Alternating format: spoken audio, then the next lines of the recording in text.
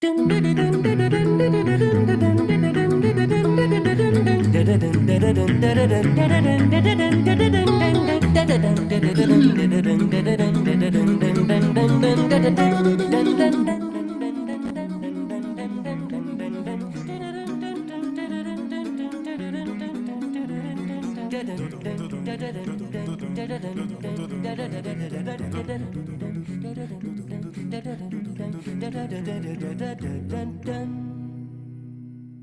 evening, ladies and gentlemen. We're so glad to welcome you as part of our community tonight. Please note that this webinar is being recorded and distributed live stream.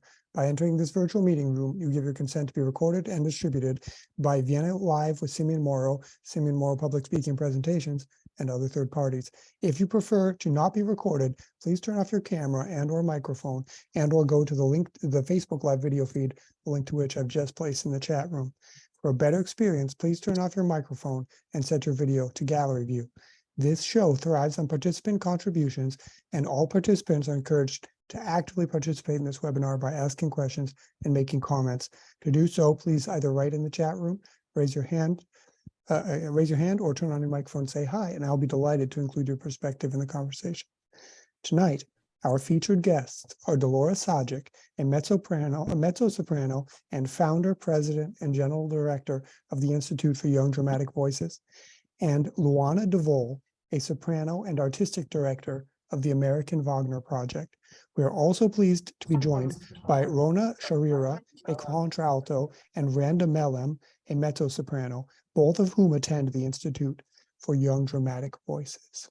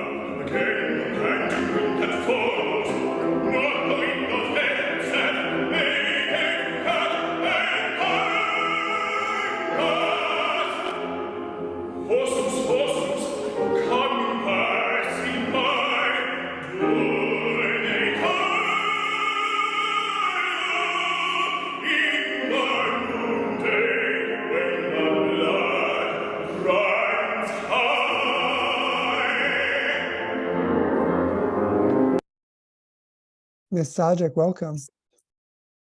Welcome. So, Ms. Zajick, please tell us a little bit about the Institute for Young Dramatic Voices. Well, some friends of mine and I decided that there were many gaps for in the training of dramatic voices, and the problem is that these stepping stones are missing for these singers to have a career. And so our job is to provide those stepping stones. And it can be anything from conservatories that don't really want to deal with big voices to programs that want to do only Rossini and Mozart. And they do those operas, and these students don't really have venues to perform in a lot of apprenticeships. And they end up just going and coaching because there's nothing for them to sing. And so what we do is we look wherever that gap is, we help fill it, whether it's at the high school level, whether it's the college level, the emerging artist level, or even the young professional level. And so what we do is we help them have those steps. An example of that would be how they change the age limit regulations all the time. They start saying we have to have young singers who, they must be under 30, otherwise they're not malleable. And then they lose a lot of dramatic voices. They lose a lot of dramatic voices because that's when they come into being, is in their early 30s. Marilla took me when I was 31. Thank heavens. I wouldn't have had a career if they hadn't taken me at 31. So young singers, it changes because then they change their rules. They go, well, we made a mistake. We're going to go back to 34. And then after somebody new comes in and they say, oh, well, we're going to go back to 30. And so this line keeps moving back and forth. And it's really hard on dramatic singers because it's hard for them to get their foot in the door and these are the major houses, having that age limit at the major houses, and that's where these singers will be going. And the ironic thing is the very singers that they reject because of the age, they'll get an opportunity somewhere else, and then they end up hiring them because they're the only ones that can do the rep. Wow. So our job is, for example, for that age group, we fill that gap, and many of those singers end up going into a career. So that's an example. Wow. Of one of the things that we do. Okay. And Mr. Vol, so that sounds to a layman like me very strange and kind of not understandable why opera houses would put limits on age and all that. We all know that age is something that's not, doesn't seem to be that important. Anyways, but so tell us a little bit, please, about yourself and then about the American Wagner Project. Well, thank you. Well, I missed all of that because I had family responsibilities. I didn't begin my career until I was 40. So I had no problem dealing with that at all. But it's, my experience was then starting very late. And then I started in a very small opera house in Aachen. And through the various steps, I grew and my repertoire grew, and I became more and more dramatic soprano until I had extensive repertoire in the Wagner rep. Sang pretty much every Wagner role in my Fach except for Eva in Meistersinger. And there was one other one, but yeah, and then Dolora called and asked me, rang my telephone, and we talked about the American Wagner Project and her idea of creating such a project for advancing the singing of Wagner repertoire. And this also was prompted by a connection with the Washington, DC Wagner Society with Jim Holman, president. And they clicked us together. And so we became part of the Washington Wagner Society in that they are our major supporters. So anyway, that was basically was the beginning, and I was the first director and still am director. Had an amazing experience with people. One of our first tenors, who was the first year, it can vary. We had 5 tenors, a mezzo and a bass. This year I've got 5 sopranos and one tenor who's coming along. And an interesting footnote is that one of the first tenors is now on the board of the Washington, DC Wagner Society and is our contact there. So it's interesting how it develops. And I'm enjoying being a teacher. I stopped singing 10 years ago and devoted full-time to teaching, and it's an amazing opportunity. I sing singers that usually are a little more advanced in technique in order to sing the Wagner repertoire.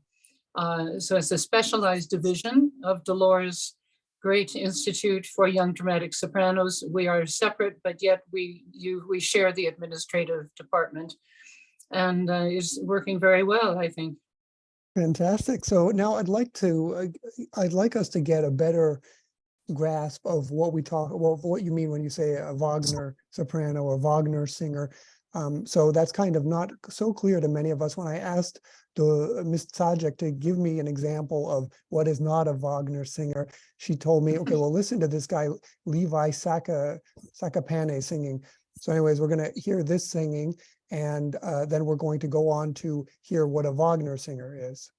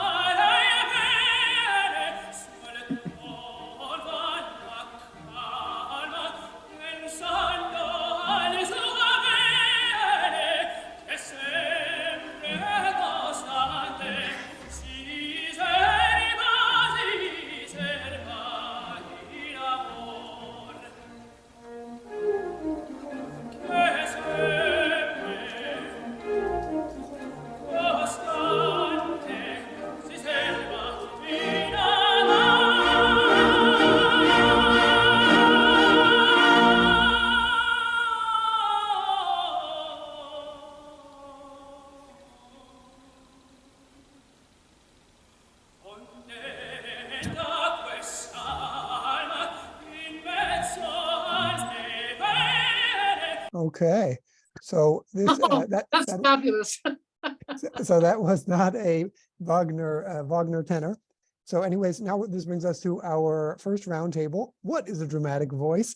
And I will start by saying, so that was not a dramatic voice.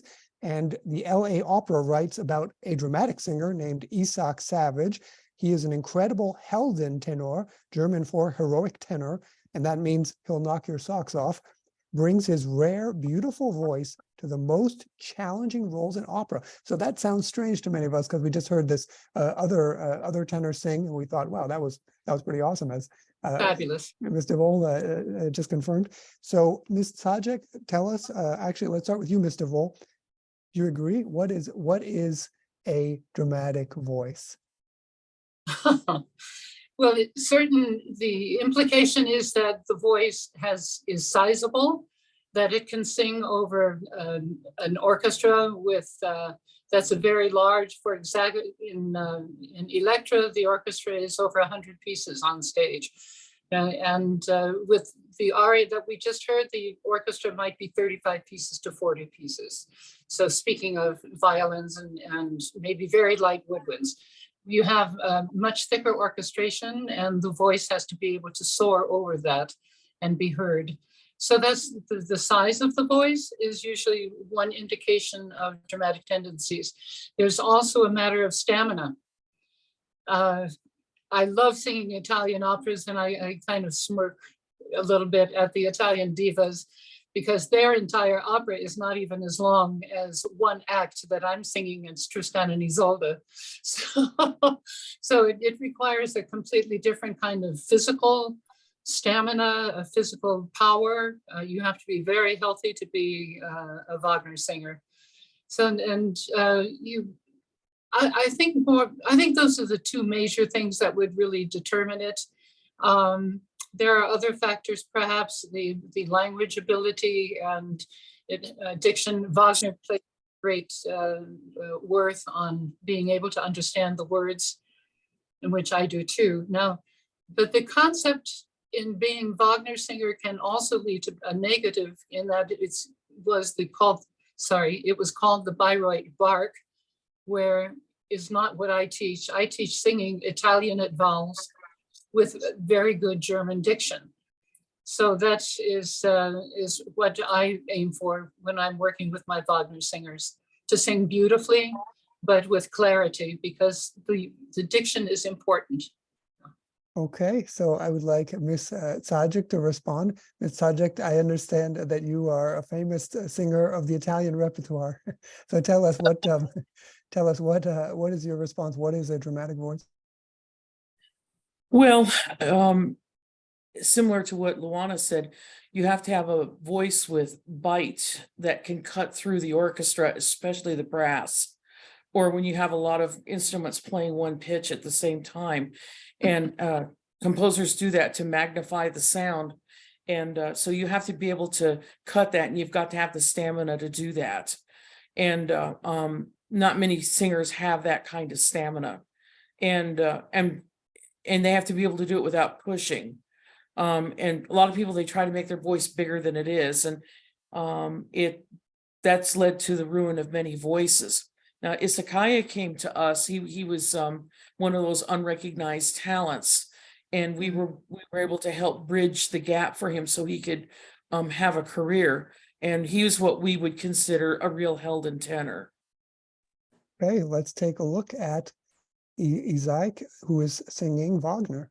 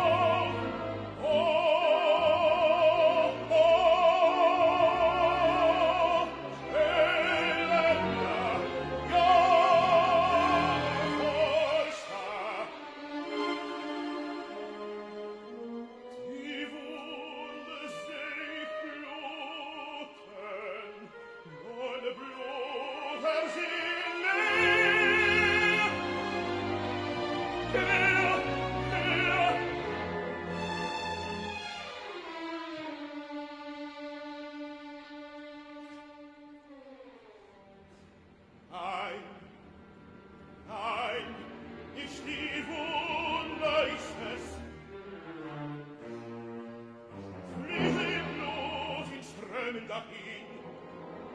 Hier, im Herzen des Land, das Segen, das furchtbare Segen, das alles in mir fasst und zwingt. Oh,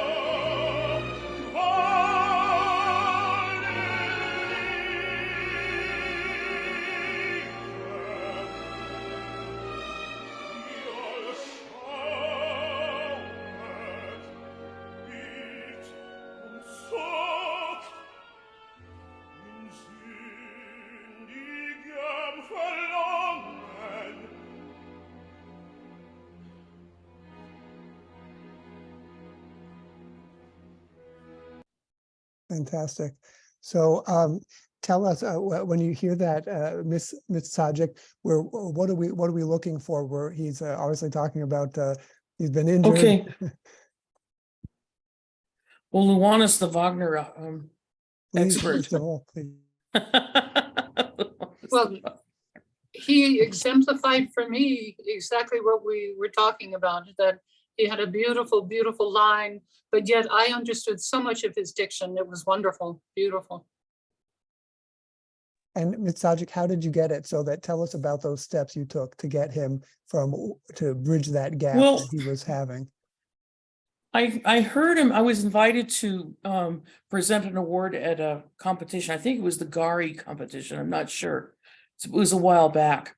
And I heard him sing and I said, oh, wow, this is a guy that the industry is not going to take seriously until he comes out fully formed. And so I gave him a card and said, why don't you come to our program? And he agreed. And we were able to work with him on the things that he needed to work on. And we were able to get him connections, and it made a huge difference for him. So in his case, he needed connections is what he needed. And we had those connections. And so we were able to get those steps and get the right people to hear him. And that really made a big difference for him. Okay, fantastic. So this brings us to the Institute for Young Dramatic Voices this year, and I believe we have with us two fantastic up-and-coming singers, Rona Sharira, a contralto, and Randa Melhem, a Verdi mezzo-soprano. Let's start with you, Ms. Sharira. Tell us a little bit about how you arrived at the Institute for Young Dramatic Voices. I'm very excited for the opportunity to speak. For me, it's a huge privilege to sit in the same place with legend and that I admire. And I come from Israel, and as a young artist, I always search for new opportunities to work and be better. And I got to notice information about this institute, and I thought to myself, maybe I would not be accepted there because normally I wasn't accepted to places, but I apply and I hope to be accepted. And I was extremely shocked when I was, because for me, it was very rare to get yes in the industry, because I have a rare voice. Sometimes people don't know what to do with that, regarding which repertoire I should sing, or if I fit to the opera place or more to the oratorio place. And I just want to get better as an artist and to be a vessel that get all the information. And when I reached here last year, I gained so much new qualities, and just by observing other artists next to me, and study with world-known artists that teach me so much about music and repertoire. And even for me in Israel, you cannot perform Wagner. So for me, the chance to sing a piece of Wagner and to work on that is a huge privilege, because I really admire his music. And I think to be a good artist, you need to be open-minded to new variety of information.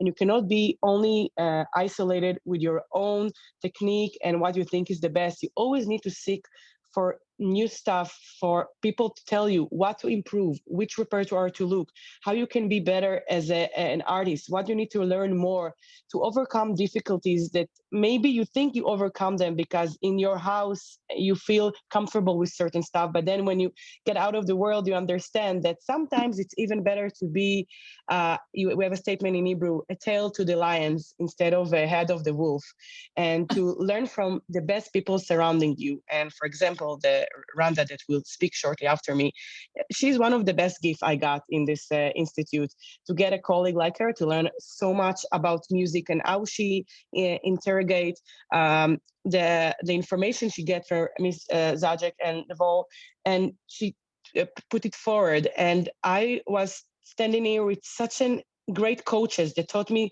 that the word is so important. It's not important to listen to yourself and say, oh, I'm good. It's important to make a difference, to do something, to put music out there, and to show that you can do a difference at what a person performed in front, before you or after you.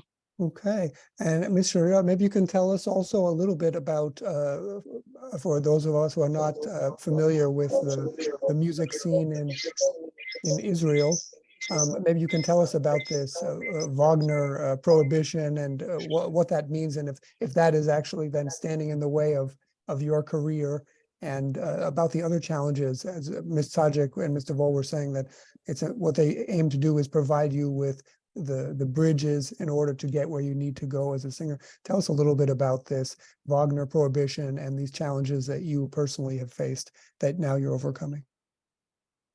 Yes, so I can adjust that by saying that during the Holocaust, they will put Wagner music in the crematorium, and therefore a lot of Israelis that are third generation or second generation for Holocaust survivors do not allow to perform Wagner pieces in Israel. I know that Barnbaum and sometimes try to bring it to Israel, and it became a big mess about that.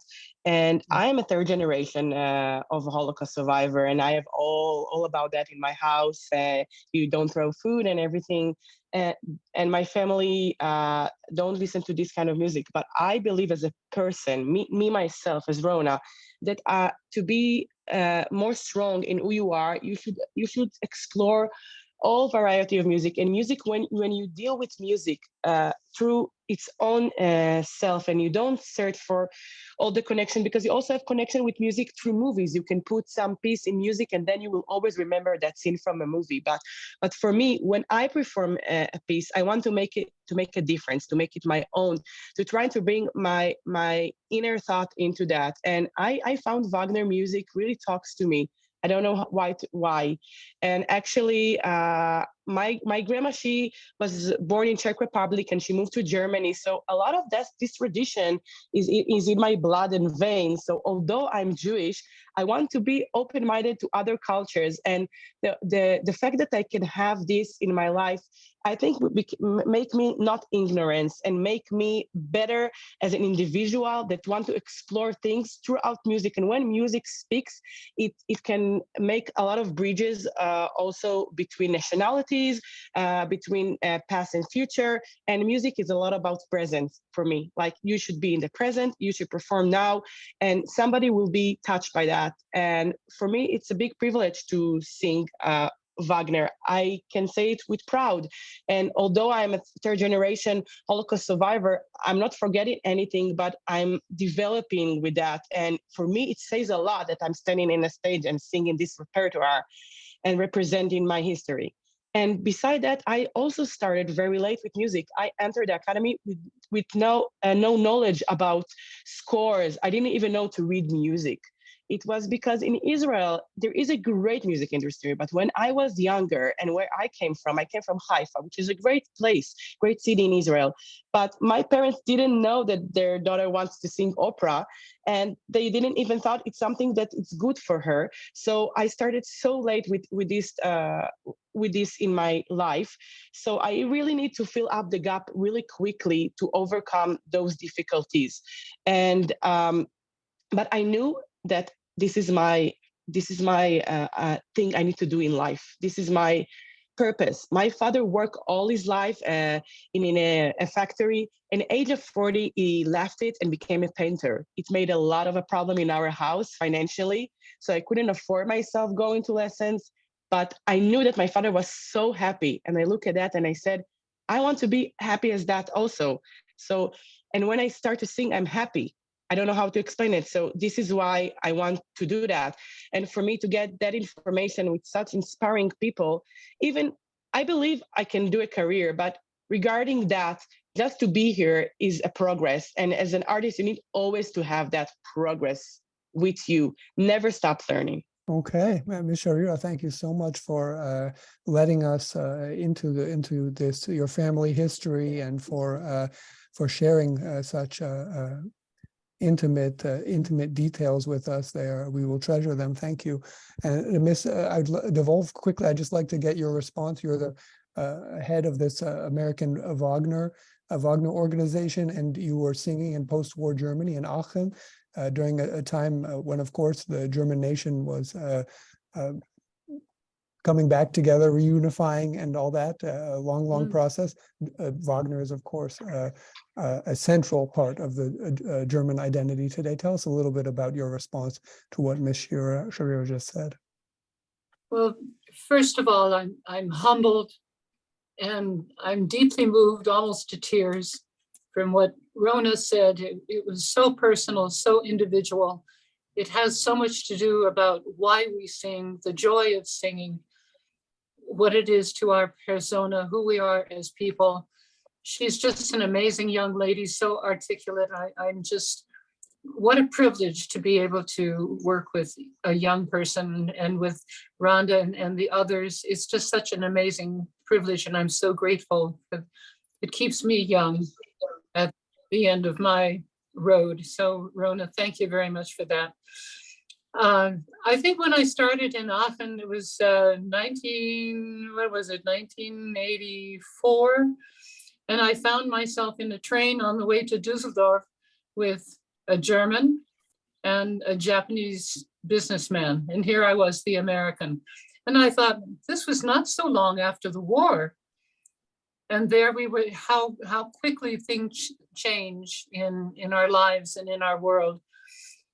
There, I found that the Germans were very occupied, particularly still in the 80s and the 90s, with the Secret Service. You always found in stagings people with long overcoats and briefcases to symbolize that.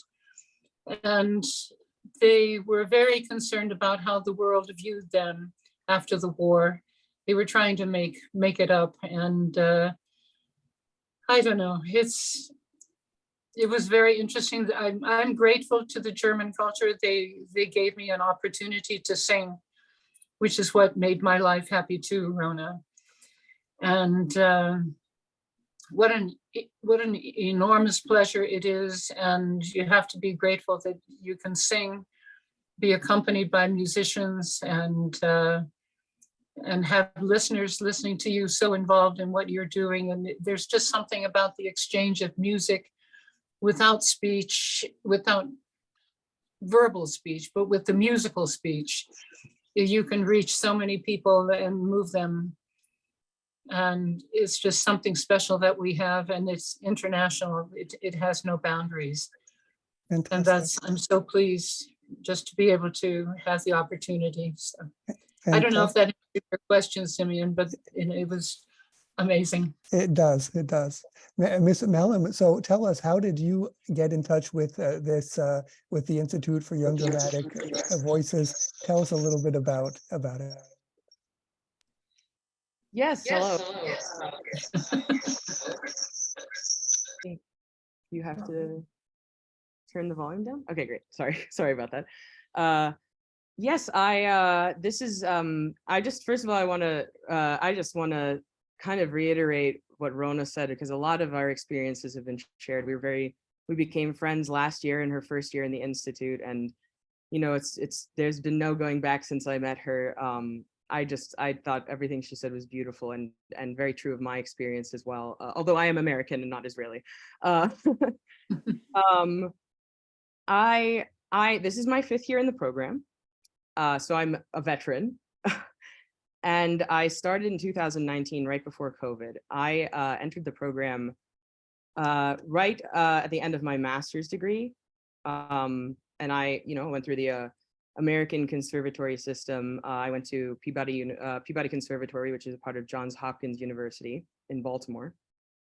And I came to the conservatory at actually a rather low period in my life. I was coming off of a very, very mild vocal injury, which, it devastated me, even though I was lucky that it was so mild.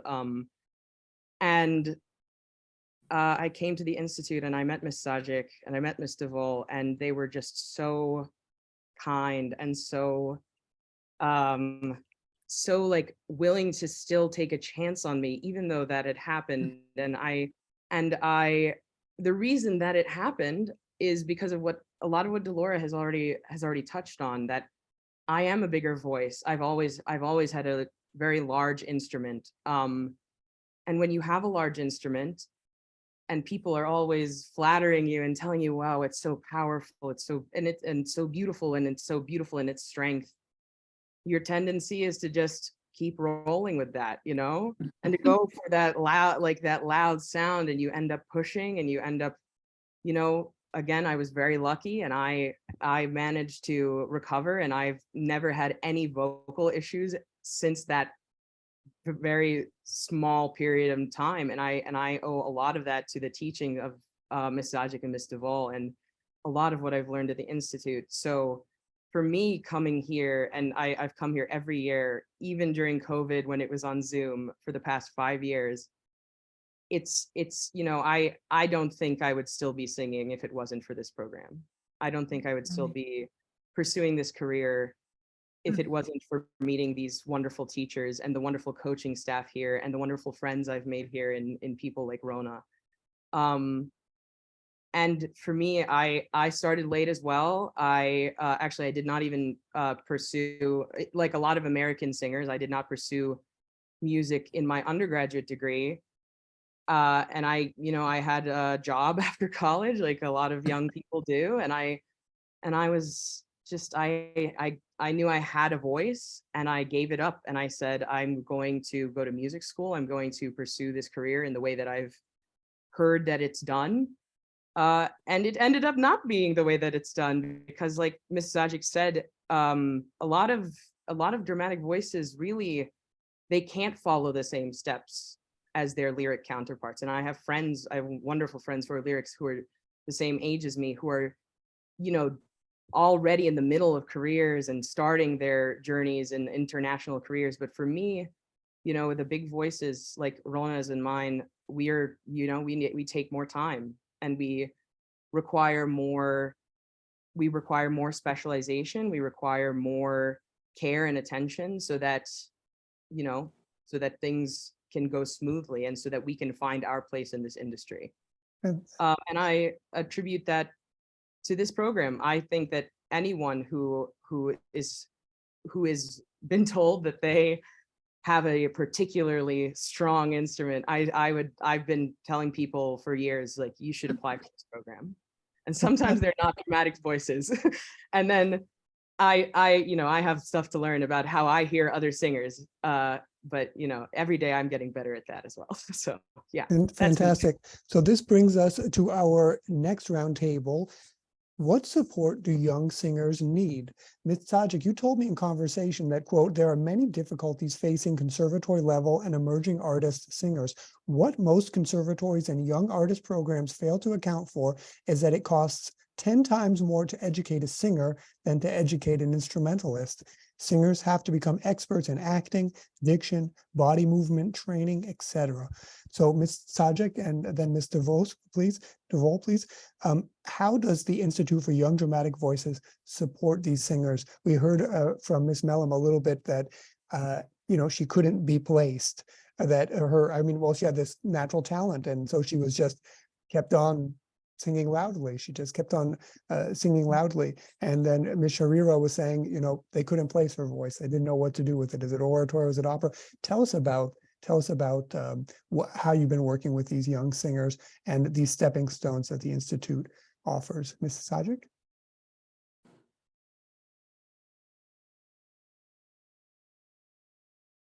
Ms. Zajick, you need to unmute.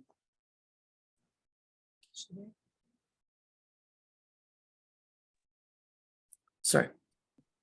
Okay, the problem with conservatories and young training programs is they, first of all, they don't do the repertoire often that these singers need to do in order to do something. The one dramatic voice at a conservatory is usually left out of the school opera, because when they do an opera, they're casting many people. And if you've only got one dramatic voice, what do you do with that dramatic voice? And they often don't do anything special for that voice.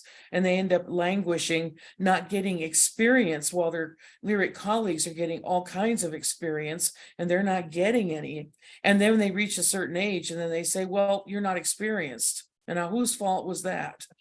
So, so one of the things we like to do is we'd like to help provide, how can a singer get experience?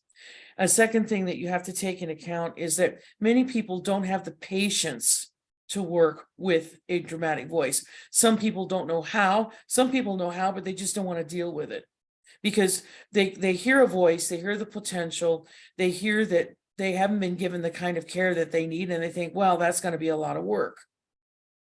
And they don't want to deal with it. And I know some, I'm not going to name them, but I know some conservatories, famous ones, that have come right out and said, we're not taking any dramatic voices. They're too difficult. And so where do these people go?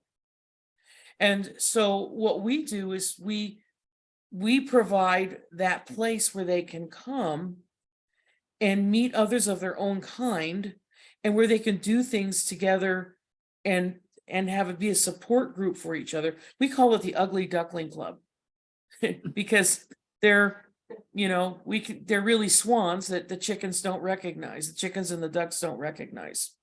And I was an ugly duckling. A lot of people didn't understand what I was about. My voice teacher did. I was fortunate in that respect. But a lot of people, they just, and how many people told me I was ruining my voice? Some gave me 5 years, some gave me 3 years. And they say, if you sing like that, you're going to ruin your voice. And well, I've been ruining my voice for almost 50 years. So, it didn't ruin my voice at all. Okay. So, and because Luana and I are both large voices, we understand what these singers are up against. And we know, because we've had to overcome these things ourselves. And so we're able to help these young singers with these issues and to help them catch up in the areas that the industry has unfairly thrown at them, so that they're not able to develop like they are. Another thing that we do is we also are a haven for people that have been geographically isolated. They come from a village on an island off of an island nation somewhere, and they've had no exposure to anything, but they've got this great talent. And so sometimes they come a little late to us. And what we've discovered is if they're really talented, it's amazing how they catch up and they end up getting into the business. So it's we do take a chance on older singers. It's not the primarily what we take, but we do take older singers. But because of the nature of that beast, it's like that. And another thing that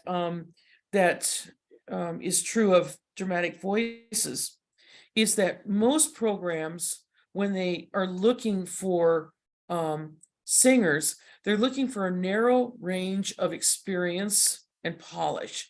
And so there's a lot of polished mediocrity because they need people they can use right away. They're not looking for the long-term overall potential of a person. And because we are not an opera company, we can look at a singer and we can say, we think this person might have potential. Now, what this means is that we have an unusually high success rate, but we also have a very high attrition rate because we do take a chance on those diamonds in the rough. And we don't have very many people in the middle because those people have a place to go. There's hundreds of places for those people to go, but there's not very many places where people like our kind have a place to go. And so that's our purpose. That's why we're here. And we've been successful at it, and we're doing our job. We're making a difference. And I think that in the long run, this is going to dramatically increase the number of dramatic voices in the business. And hopefully it'll inspire other organizations as well, and just people to rethink things a little bit about the trajectory of a dramatic voice. And that sometimes you need to take a chance on a young singer that has a bombastic voice, and they're young and they push a lot, and people say they must be stupid if they do that. But what a lot of people don't understand is that big voices are so hard to get off the ground that they think they have to get it off the ground. They're not trying to be loud. They're just trying to get the voice off the ground, but they don't know how to do it. And so that's our job. Fantastic. And then we end up with some very impressive singers because we understand. Wonderful. So I would like Mr. Voll, before you come in, I'd like us to discuss go on to the next roundtable, which is the B part to this first part of the roundtable we were discussing right now. And this is called Filling the Gap, How the Institute for Young Dramatic Voices Provides Opera Houses with the Singer Training They Can't Afford. Ms. Zajick told me in conversation, quote, "World-class coaches are expensive, and as an opera company, all the focus is on the production. Singers are a second thought. On the other hand, most singer training programs aspire to be opera companies." Mr. Volso, tell us about how the Institute for Young Dramatic Voices and the Wagner Association is filling a gap in the opera world. Tell us a little bit about that. Well, I think that's absolutely right. I think Dolora Zajick just was very eloquent in describing that gap and what problem the singers have in finding their niche. I know I can give you an example of a baritone that was in the American Wagner project, still is. And he has worked with us for 5 years and getting coaching with John Parr, who normally is chef disponent at the Deutsche Oper Berlin. He knows the entire repertoire of both the lyric repertoire as well as the dramatic repertoire. An amazing coach, and he has a particularly affinity for choosing repertoire. To work with this man who is in Berlin, it's impossible, but he's a specialist for the Wagner. And how are you going to afford that? So this person has come here for the past 5-6 years and worked with John Parr here. Dolora, this is one of the unusual programs in that we do not charge tuition. And that is an amazing factor for the cost factor in exactly what we were outlining. So I think that's one of the ways that we try to help and our understanding of the difficulties that the young singers have. It's it's not so easy. To learn a role, you have to spend many hours. You have to we call it the 10,000 hours that you have to put in. Yeah. And each one of those hours costs money. Wow. And Ms. Zajick, as Mr. Vol's saying, you can't just do those 10,000 hours by yourself. You have to have an opera coach, you have to have an acting coach, you have to have a voice teacher. Tell us a little bit about that.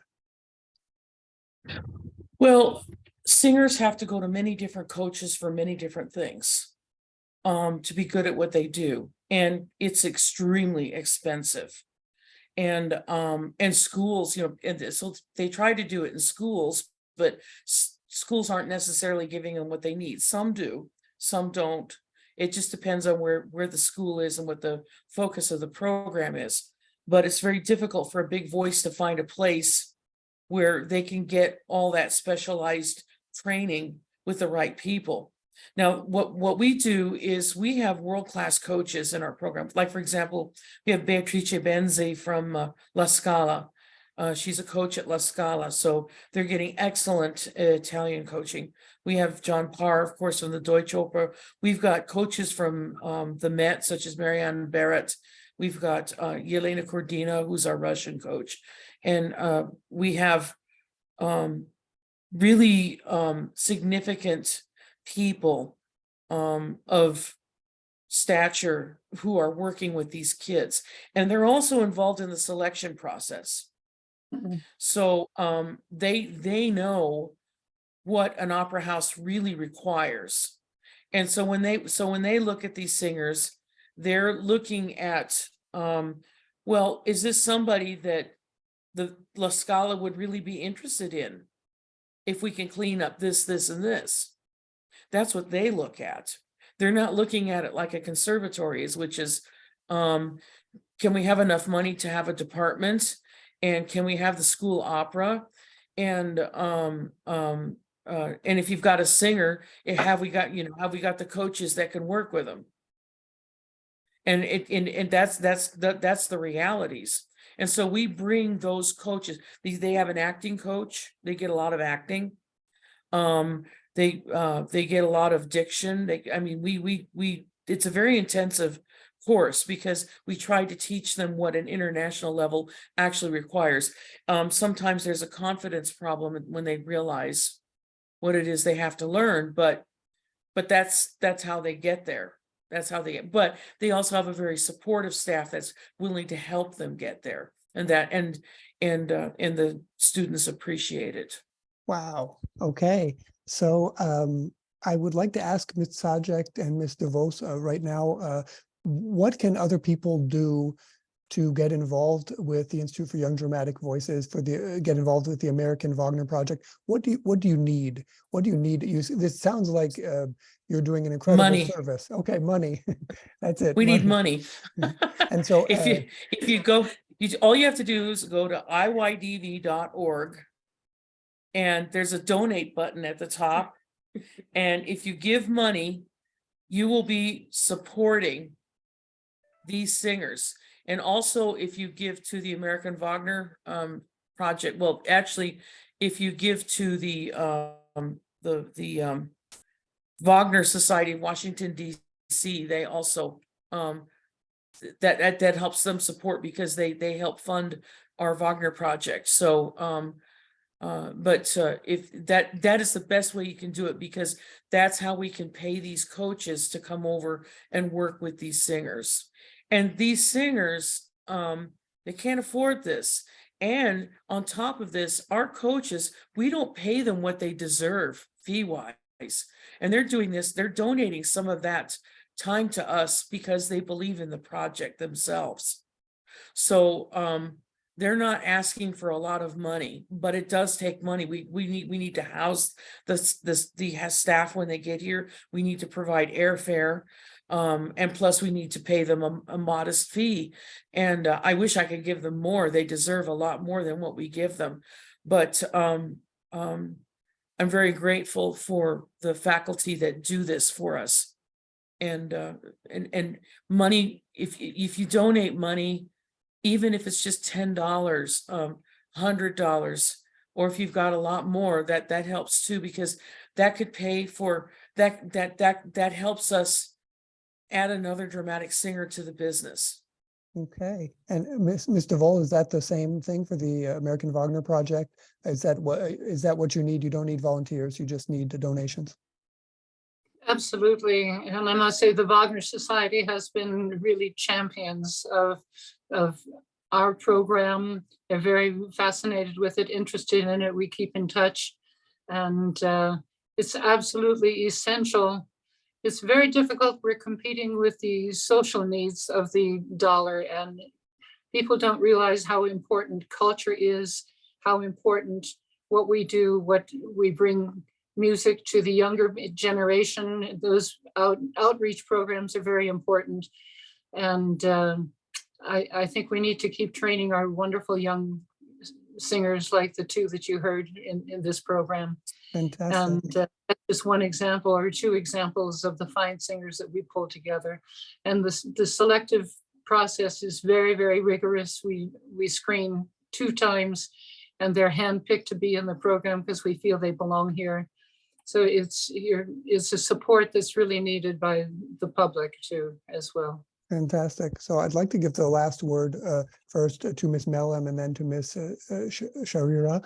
And that would be, Ms. Melham, what you told us, and Ms. Sharira, you told us about this inspiring friendship that you have. So I'd like to ask Ms. Melham, what do you wish Ms. Sharira? Ms. Sharira, what do you wish Ms. Melham?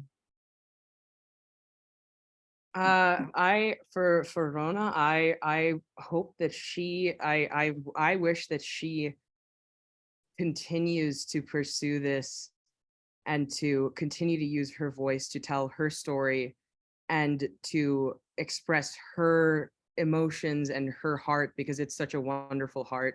And she, I mean, you know, I'm sorry, I'm like having difficulty putting it into words. I think that she has something extremely special, and I think that the world needs to hear it. And so I want her to continue pursuing this, no matter what happens in life, in the world. I want to hear her voice. I want her to come to this program every year, just like me, so that we have this place to touch base, because you know, airfare is expensive, and it's pretty hard to get across the world. So yeah. Ms. Sharira, you get the final word. I want to say that one of the most precious gifts I gained from this institute is Randa. I'm really believing in that. She is an inspiration for me, both as an artist and as a friend and colleague. It's so difficult in this industry to find a true colleague that you trust on and you consult and you can sing sometimes cross repertoire, and not to be jealous, just to be supportive. She's really unique. I want to wish her best success. I think she's one of the most promising singer I ever heard in my life. And the fact that she is such a true friend to me, I think what it means that music really communicate between people. And I want to tell her that I want her voice always to be heard, both in the music industry and both personally. And for me as a Rona and as Israeli, I want her to understand that her feelings and thought and music artistry is important to me to become a better person and a better artist. And I want to be always surrounded by such a great inspiration. For me, it's one of the best things I have in life. Okay, thank you so very much to Ms. Dolora Zajick, to Ms. Luana DeVol, to Ms. Rona Sharira, and to Ms. Rhonda Melham. Thank you. Goodbye. Let's see how we can stay in touch now. Again, we just look at the website, but we will see it again. It is Institute for Young Dramatic Voices. You can donate. It is simply iydv.org, and you can donate here. And if you've got questions, you just go to the contact. There you have all of the contact information available. Ms. Zajick is there to answer your questions, hear your comments. And then again, the Wagner Society is there at wagner-dc.org. And there's their contact information. So let's take a look at next week on Vienna Live. We have Frank Vilela, Rosenthal Archives of the Chicago Symphony Association. Everyone loves Midwesterners. They're kind and serious and consummately professional. Midwesterners seem to be great at everything they do, and their orchestras are no exception. So, as to be expected, the Chicago Symphony Orchestra Association influences the symphonic music scene like few others. Unfortunately, its powerful influence can take on the form of behavioral problems. For example, since the CSO was founded in 1891, countless conductors have been cowed into standing up in front of other orchestras and apologizing. Quote, "I should never have ever said that I know you're not the Chicago Brass," is a common refrain. Lucky for us, Frank Vilela is a Midwesterner and director of the Rosenthal Archives of the Chicago Symphony Orchestra Association. He joins us to tell us the story of this extraordinary orchestra called Chicago. That's next Wednesday. As always, all information about upcoming shows may be found at www.simeonmoro.com. Again, thank you so very much to Ms. Dolora Zajick, Ms. Luana DeVol, Ms. Rona Sharira, and Ms. Rhonda Melham. Thank you to Victoria and Frederick Mulligan for their support of this show, and as well as Agnieszka and Benoit Rivolet. most of all, thanks to you, our participants who make it all worthwhile from New London, New Hampshire and Reno, Nevada. Goodbye and see you next Wednesday. Thank you, Simi.